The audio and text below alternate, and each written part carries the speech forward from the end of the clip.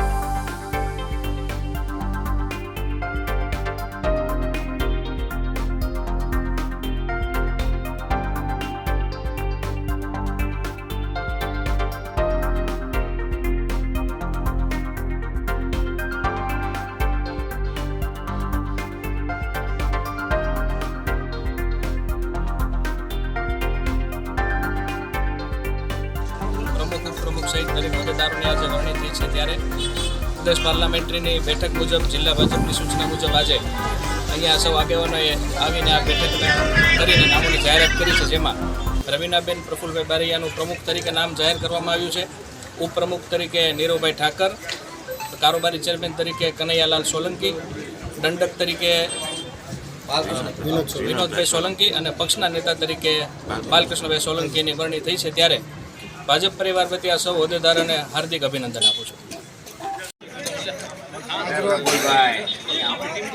આજરોજ જાફરાબાદ મુકામે જે ઘણા દિવસોથી જાફરાબાદની જનતા રાહ જોઈને આતુર હતી કે ભાઈ જાફરાબાદના પ્રમુખ સ્થાને કોઈ વહેલી તકે નામ આવે અને જાફરાબાદની નગરપાલિકાની જાહેર થાય, બરાબર.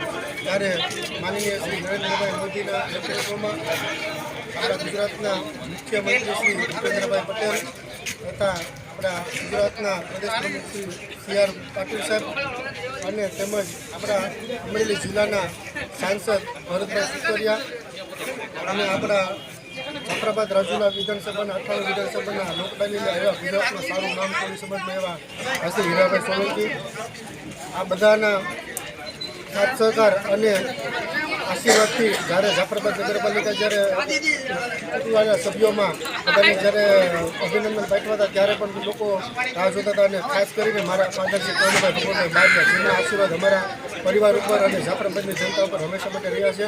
અને જે રીતે કરુણભાઈ બારૈયા જે રીતે કામ કરતા એ જ રીતે અમે લોકો કામ કરવાના છીએ. ત્યારે મારા નાનાભાઈ પ્રફુલભાઈ બારૈયાના મિસિસ રવિનાબેનનું નામ જ્યારે પ્રમુખમાં રજૂ થયું, ત્યારે અમે લોકો સૌ ખુશ ખબર છે અને જાફરાબાદની જનતા પણ બહુ ખુશ છે કે ભાઈ સારા પ્રતિનિધિ અમને મળ્યા છે કામ કરવા માટે. ત્યારે જાફરાબાદના નગરપાલિકા નામે તરીકે રવિનાબેન પ્રફુલભાઈ બારૈયા ઉપપ્રમુખ તરીકે નીરુભાઈ મનોજભાઈ ઠાકર, પછી ગંધક તરીકે વિનોદભાઈ સોલંકી અને પક્ષના નેતા તરીકે બાલકૃષ્ણભાઈ. ત્યારે જાફરાબાદની જનતા બહુ ખુશખુશાલ છે કે અમે આવનારા દિવસોમાં પણ અમે જાફરાબાદની જનતાના સારા કામ કરશું એવો અમે જાફરાબાદની જનતાને અમારી ઉપર ભરોસો છે. ભારત માતા કી જય.